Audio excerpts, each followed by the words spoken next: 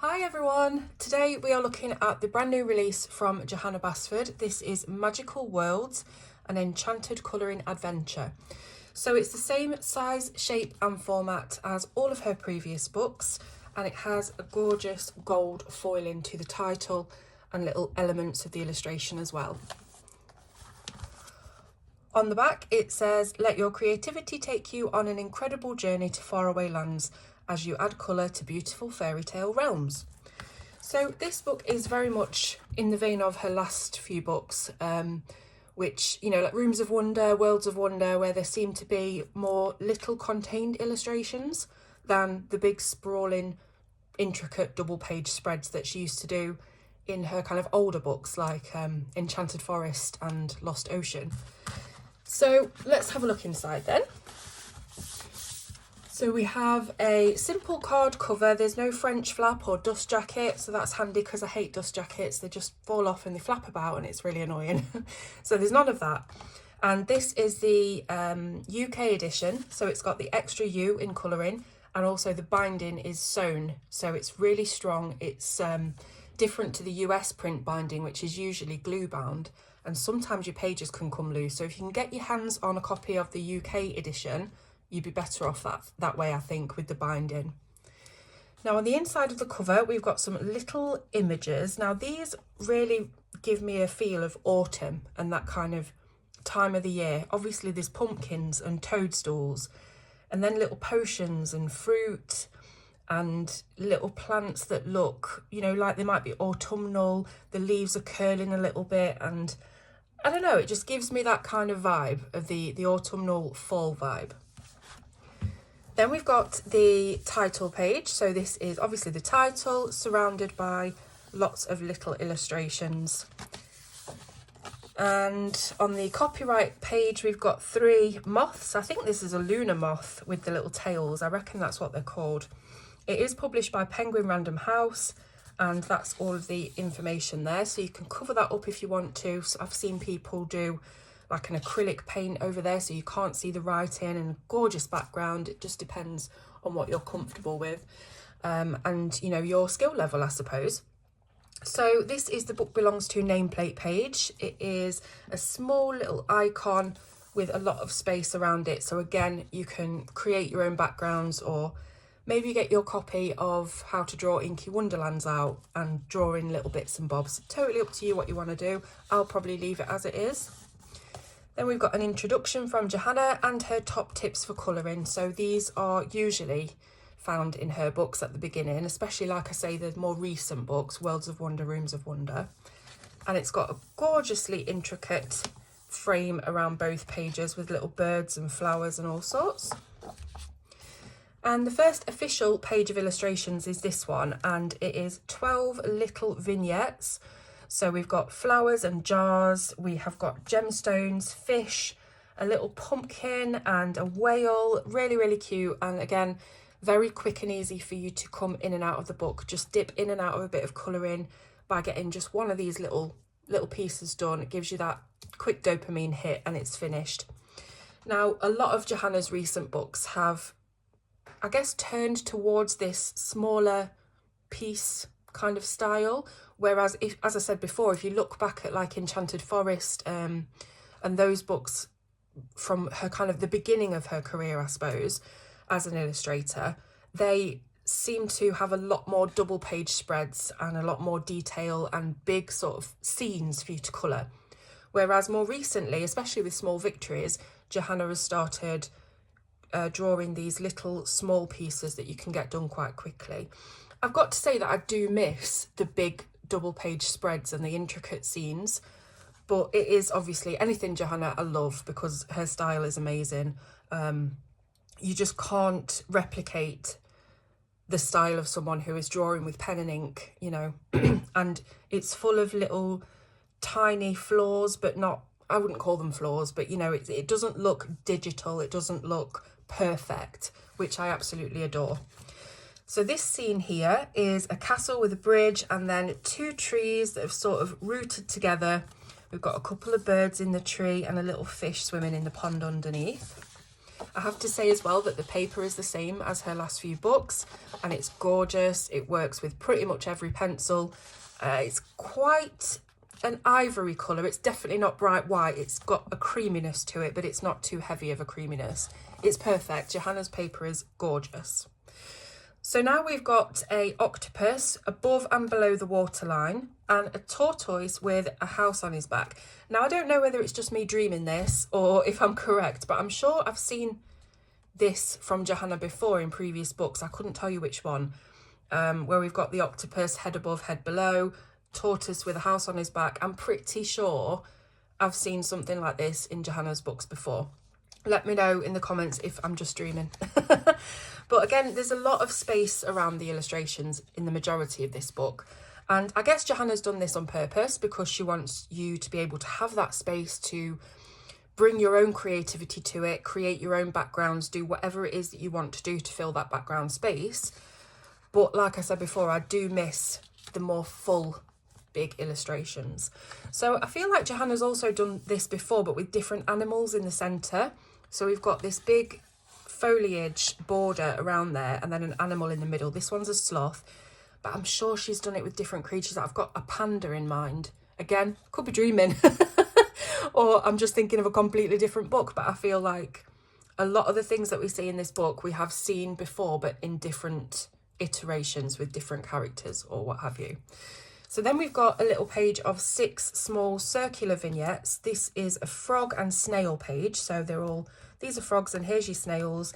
And I do like these. They've got cute little designs on the snail shells. And obviously frogs are always cute. They're never not going to be cute. So, and this one is a page of 6, excuse me, a page of 6 different plants, and they all have a bird box on them, so that's the sort of common feature. Actually, just looking at this is the only one without a bird box. Strange. I wonder if Johanna meant for one of these to be a bird box but ended up doing it as a lamp. Who knows? And again, I'm recognising this maybe from Worlds of Wonder, this sort of shape with the water inside and an animal across the top. So we've got a Loch Ness monster. Obviously, Johanna is Scottish herself, so I guess this is her bringing the Scottish folklore into the book. I love it. You can see all these jewels at the bottom, lots of glitz and glam for you to colour with your gel pens and your sparkles. And then we have a dragon. Now, Johanna does love her dragons. I've noticed since probably Ivy and the Inky Butterfly, she's liked to include dragons in her work, and this one is gorgeous. I love the fact that there's florals just making up the legs and the arms. Or are they arms or are they all legs? How does that work? I don't know. And then obviously the wings and the flowers behind. And I like how the dragon is placed within the circle, but parts of it creep beyond the edge of the circle. I really like that composition.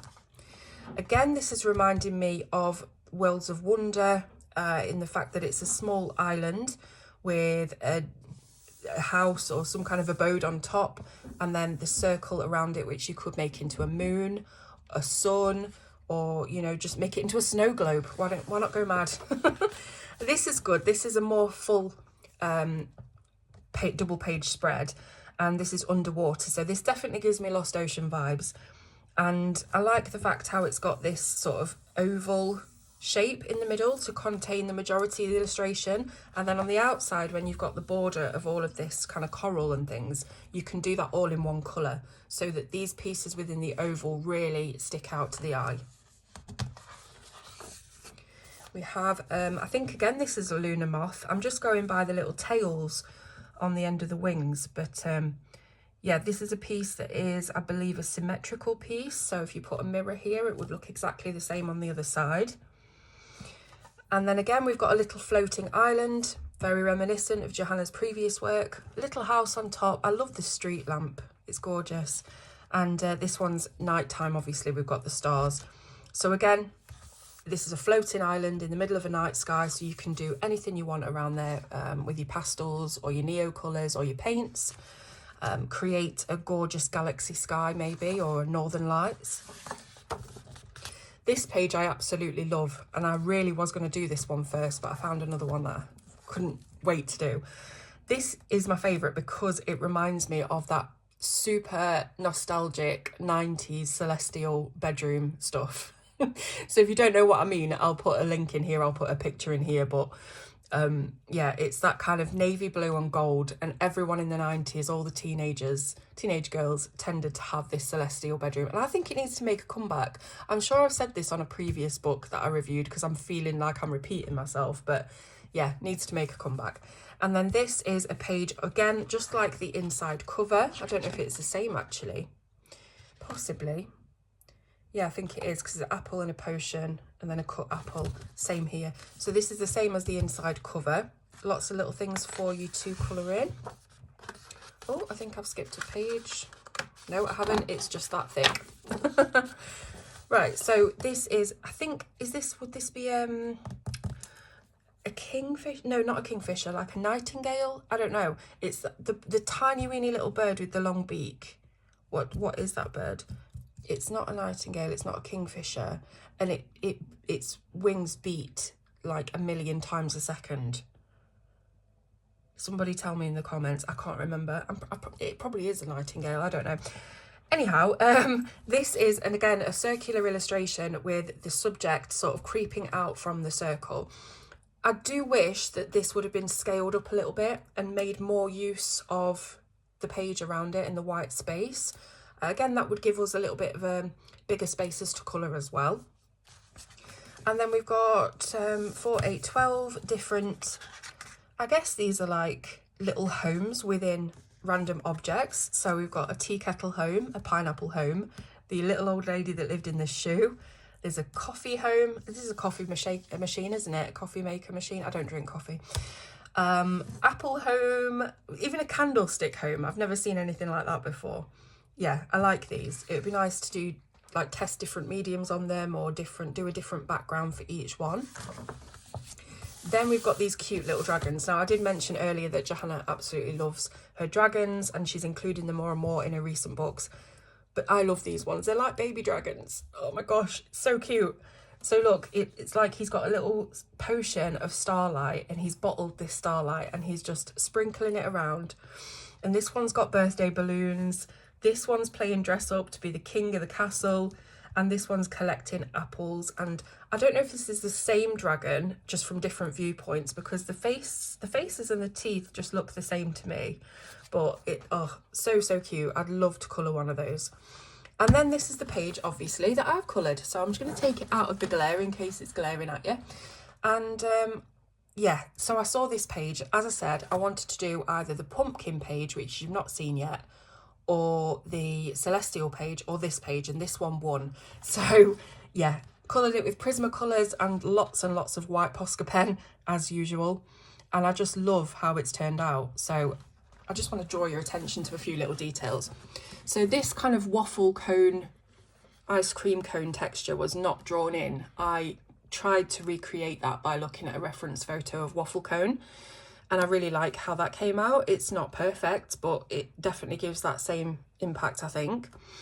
What else? So little bits of frosted icing. Really enjoyed doing that with just a couple of cool greys and lots of white.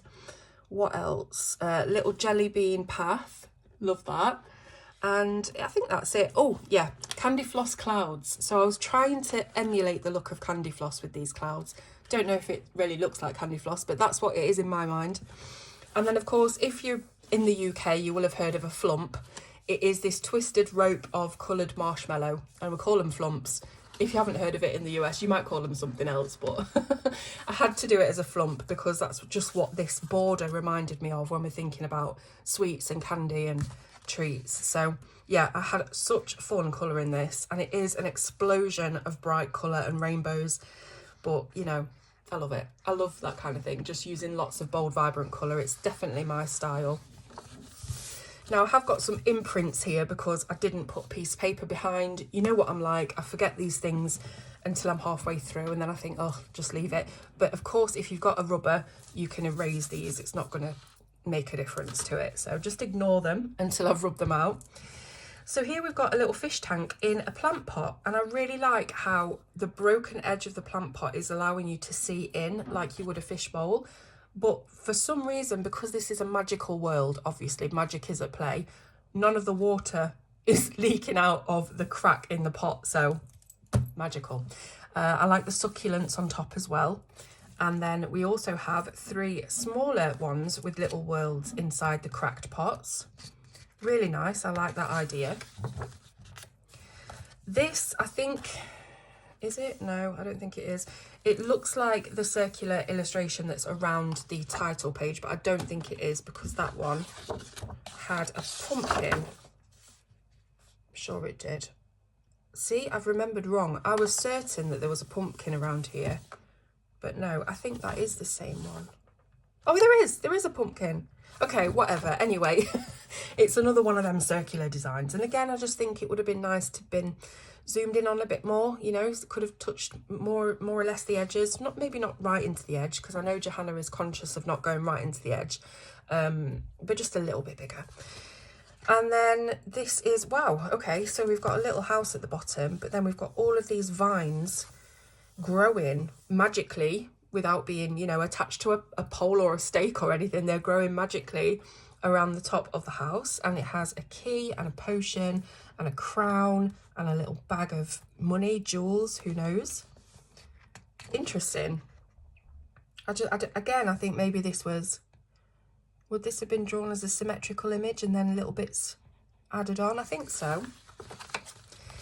Again, with too much space being left, okay, it's definitely a personal preference, because I know there'll be a lot of people that say, I really like the size of this and I wouldn't want it any bigger. But for me personally, I would have liked to have filled the space a little bit more than this. Obviously, it's a conscious decision made by Johanna, and I support her no matter what. You know, I do love her work. It's just little things that I personally would have done different, but I'm not a top flight illustrator, so I can't really have an opinion on it. But yeah, anyways, crab holding up the sphere, which is like a little world of fish and coral. And then I was just going to say, it looks like another symmetrical design, but it might not be, of a moth. And there's a gemstone at the top. Again, with the vines, it's very intricate, very ornate. So metal work would be good on that one. Then we've got 9 little castles. This one's in the clouds. This one has a Far Eastern look. This one is more of a traditional castle with, like, you'd imagine a drawbridge and that whole thing. Yeah, so again, you can just maybe add little backgrounds or little glow effects from each one of these in different colours. We have another Worlds of Wonder-esque floating island. This one is on several different tiers. And I love how Johanna draws the water just cresting and falling over the top. Like, it's a natural waterfall. I really like that. This is a good size. So we've got an owl with a crescent moon, but the crescent is made out of leaves. Really adore that idea. And the little lanterns as well will give you lots of practice on glow and light sourcing and things like that. This one is really crazy with the detail. So again, if you are someone who enjoys that and likes to get your fine liners out and spend an age on a page, then this is one that's going to be for you. So definitely, I think definitely your pencils will have to be super sharp, or you'll need some tiny fine liners for little bits of that. But yeah, so it's nice. It's like a wallpaper page sort of. So again, we've got a circle with things around the edge and blank in the middle, so you can decide what you want to put in the middle, if anything. Obviously, you can look at Helen Elliston's Colorist Special Effects books to see what you can make out of this circle. She's got all kinds of things that, you know, ideas that you could use that are circular. But on this one, we've got donuts and candy and sweets and lollipops and cupcakes and all sorts all the way around the edge. So it's kind of like the page that I did, but around a circle. So it's got all the houses, little gingerbread ones with icing on top and things. So that might be a nice one to tackle in the same colours that I already did the other one, because it was sort of match. And then we have 6 different lollipop homes, I think. Well, some of them are homes. So we've got this little house. Is that the only home? Oh no, we've got another little house, and then little sort of clusters of trees, mushrooms and lollipops. And a page with potions. And this page, which has like cobblestone window border effect. Now this double page, I'm thinking, I've seen that before. Where have I seen it? I think I even started colouring it. I think it was called Owl Post, and there were owls here with letters flying around, and then on this side there were potions. I'm sure there were. So it's like I'm really getting that deja vu effect with this book of like I've seen similar things like this before. This is really cool. You've got the cauldron bubbling over the open fire, and again, it's just a peek into a room, isn't it? So here we've got a moth carrying a whole house on a piece of string, but again, it's magical, so don't, you know, question the physics.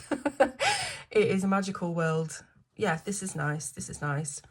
And this one is kind of like a mandala. So we've got frog, frog, frog, frog, lily pad, all the way around, and it's the same thing. So I guess it's like a symmetry, but like a 5-point symmetry or something, because it's all, you know, the same thing again and again. And this one is, it gives me an Art Deco feel, these sort of pages. I've seen Johanna do them before, and I don't know what it is about them. Maybe it's the ornate bits on the inside or something, but it does give me that Art Deco feel. So I feel like pages like this would really benefit from being coloured in very vintage, not pastel colours, but dusky colours, if that makes sense. So like your dusky pinks, some grey, you know, really vintage. And this one, I think, again, it's a mirror image. We've got a bee, little fluffy bee, and a couple of butterflies or moths with some foliage. And then we have 6 different snails. Now this is fun. I said I liked the snails earlier on in the book, but I like these more because the shells have really transformed into their own little worlds. I think it's a fantastic idea. So we've got berries in this one. We've got a whole big tree in this one. A fish tank. What else? Oh, I like how the flowers have gone around the spiral here on this one as well. This is like a little nighttime scene, maybe with some lavender plants. And yeah, I really like how the worlds are contained within these snail shells. It's such a unique idea. And then again, this was one of the pictures, one of the 3 that I thought I would be doing first, because you know me, Halloween. And yes, Johanna, I love you so much, but I wish you would do a Halloween book. I know that you never will. I know that.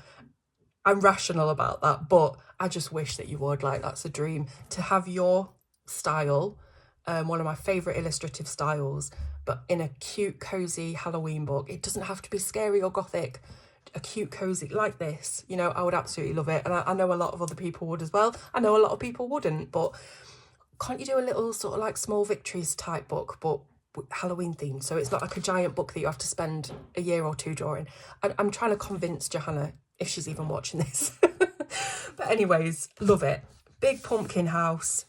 Absolutely wonderful for Halloween, for autumn and this kind of season. I've seen it done already by 1 or 2 people and it looks amazing coloured. So yeah, that one is definitely at the top of my list for colouring next in this book. We've got a couple more dragons here. Again, lots of space around them to decide to do what you want to do. This is cute though. He's holding an egg, a very ornate, I guess it's kind of like a Fabergé egg. Maybe it is. And then this one's kind of seahorse or sea dragon almost. That's what I'm getting from this curvy sort of get up, filled with flowers. So really nice. I'd be interested to see what the more skilled, far more skilled than me colorists will do with the background on this. I bet they'll make some entire like cave scene, some kind of Game of Thrones scene or something. It'd be amazing to see. Never ever could achieve it myself, but I'd love to see it. We've got a swan in a circle with little flowers and a castle. I feel like I've seen a sideways sort of profile of a swan in Johanna's work before, but I can't remember which book. This is another floating island completely made out of flowers. That's really, really nice. And we've got a tree with several different inhabitants. So this tree is supporting, I'm not going to count them all, but lots and lots of different houses. And there's one kind of big constructed house in the base of the tree. That is really, really nice. I love that one. Then we've got 12 different vignettes again. We've got a cupcake house, an inkwell, a little fish, 3 little jars sort of precariously balanced on one another. And we have another circular motif here. Really like how these are contained, you know, in these circle motif. It's like peeping through a little window, a little porthole into another world. This one's interesting as well because, again, it doesn't seem like it was made to fit on this kind of page. It seems more like a Small Victories type of format book. Does that make sense? Rather than a square book, but I really love it. The whale is so cute. I love the waves, again, how that's going to contrast with the land. You know, the land and the sea images that she does are some of the nicest. I really, really like them. We have another tree with several different abodes in there, as you can see. Some little windows on this one. Very similar to the one we saw before. And then we've got a bird transporting a fish in a bottle. It must be a very tiny fish or a very large bottle, who knows. But again, this could have been a little bit bigger, could have had maybe a few more things going on in the background. I love this. So this is really, really good gemstone practice. And there's so many different types of gems on here. There's 15 in total, and they're all slightly different. So if you're wanting to practice your facets and your glass kind of transparency colouring, that's the page for you. This is so cute. Look at this tiny little fox. So sweet. And then this big, thick, circular border of very dense flowers. Really, really like this one. Here's a kingfisher. I don't know what that bird was before. I'm still trying to think. The one with that beats, the wings that beat several times a second.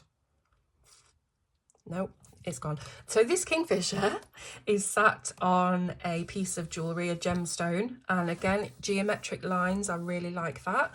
Johanna isn't usually about geometric lines, but in the last few books, she has started to incorporate that into her work.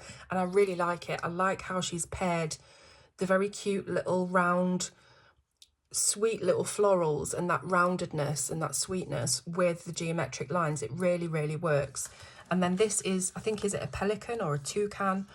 And he's perched upon a jar that contains a whole world full of even mountains within that jar. And he's got a little lantern hanging from his beak. We've got another 12 small vignettes here. We've got the little sea dragon and a lobster. What else? Plant pot. We've got, I love this one, look, it's a fish literally diving into a book, making a splash. The name of this book, Magical Worlds, these really live up to that name, these illustrations. This I really like because it makes the most of the page. You've got your border, so you're not going off the edge anywhere. And it's it's not a tightly packed scene of things, but it's got a lot going on. I like that. And again, so this is rainbows going from one cloud to the other. Different types of birds sat upon the rainbows, feathers floating around. Really, really like it. I think it's a good balance of things to colour and white space on a page. This is really sweet, and it does remind me again of another Johanna image that I can't quite put my finger on, that had a cloud that was held up by string with some rain coming down. But this is nice how the border is actually a tree that's grown around this way. And again, you've got that little bit of water, the sailboat and the house. And here again is a hot air balloon. Have seen hot air balloons before in Johanna's books. Lots and lots of space, but I don't mind that so much on a hot air balloon space page, because that, you know, you can fill that with clouds and galaxy or whatever it is kind of sky that you want to do. So I don't mind that so much on these kind of pages where you're kind of in the air, I guess. This is really nice. So Johanna has said that despite the fact that she'll never do a Halloween or a space book because there'd be too much black, she has started to incorporate little bits of space and planetary into her work. I did a page in Small Victories that had little planets on it, and I really, really enjoyed it. So I really like this, and I like how the smoke is the thing that's giving you a peep into the world of the planets and the solar system, while everything else is blank. I guess it's like a magic smoke that once you look through that and it rises up into the atmosphere, you can then see all of this going off. Really, really good idea. This is nice. So it's a little balloon boat. So this is being carried by the balloons, very much like that Disney film or Pixar film Up. So these would be good to colour. They've been left blank. There's no little embellishments or dots or stars on them. So you can practice, you know, colouring them. You can either put patterns in each one, or you can try and get them to look really realistic with a nice highlight and shadows. We've got a couple of winged horses here, again made of florals on the inside of the outline. And not really much more to say about that, but I guess you could create some sort of glitter effect that bursts from them. That's just me kind of off the cuff thinking how you could fill that space. We've got a little house again, surrounded by really big flowers. Again, is it a massive house or are they massive flowers? Perspective is not involved in this work. So yeah, I love it. I love how, you know, it's intended to be so fantastical and whimsical. It's not reality, and you can just escape into those worlds and you don't have to use any logic, you know. So this is really nice. Again, it's this sort of oval shape, flattened oval with a lovely ornate border. We've got a floating island, but it looks like it's floating within the ocean. So it's independent of itself, but it is floating in the ocean under the water. And this is an ornate porthole maybe from a ship that you're looking into. So that would be nice to try and create maybe like wooden panels or something to make it look like this is a hole in a wall, you know, that you're looking out of. Love the little whale with his florals and corals inside. I'm sure there's been a whale like this again before with florals in it, but it honestly could just be me making things up because my memory is ridiculously bad. So again, yay for the space. We've got another 2 pages of space things. We've got rockets, planets, meteorites, satellites, stars. It's all going off. So if you love space colouring, I think the best thing you can do is create like a really dark, either black, navy or deep purple background and just let the colours of these planets pop. Looks incredible when it's done. So 15 different flowers. This reminds me of the 30 Days of Flowers that Johanna did. I think it was the World of Flowers book that she released, and she did a 30-day thing where you coloured a different flower every day of the month. So that really reminds me of that. This is really nice. It fits the page. It's circular. It's contained. I love it. You've got this huge hair and then these little houses made from toadstools and lots of foliage to colour. I do like that. It's been sized really, really nicely and it's got a good level of detail. Then we've got, I think, again, this is a symmetrical design. So another couple of hairs with leaves inside, and then again, lots of this ornate. Again, it looks like metalwork to me around it. Really nice. And then we've got 3 rather elongated shaped jars with worlds inside. So worlds inside jars is like a big trend that's going on at the minute with the cozy, cute colouring books. And this is, I feel like it's Johanna's sort of little nod to that maybe. I know she's done worlds in jars before, but this one, I don't know, it just reminds me of that for some reason. So these are kind of like olive oil jars or bottles that you would have, and they've all got different scenes inside. We have another Loch Ness / dragon here with a whole castle on its back. I wouldn't like to know what happens when he goes underwater and it all floods. But again, magic. Stop trying to logicify. Yeah, stop trying to do that. And then 3 moths again with the stars. So moths generally tend to come out at night, and that's, I guess, why they've been put on a night sky kind of background. And that's the end. So we've got a little end emblem here to go with the book belongs to one. And you've got, of course, a colour palette test page that you can use both sides of to test all of your media before you go straight into the book. And there's a few of Johanna's previous works. And that's the end. So I would absolutely love to know what you think about this new book, what you make of the new illustrations inside, what you're excited about colouring, what ideas you have for some of those backgrounds, everything. Just let me know in the comments what your thoughts are. I will, of course, leave links in the description if you haven't got your hands on this book yet, where you can get it from. Have a look below and you'll see there'll be links there for you to just find it straight away. So thank you very much for watching another rambling review, and I will see you soon on Colour with Claire.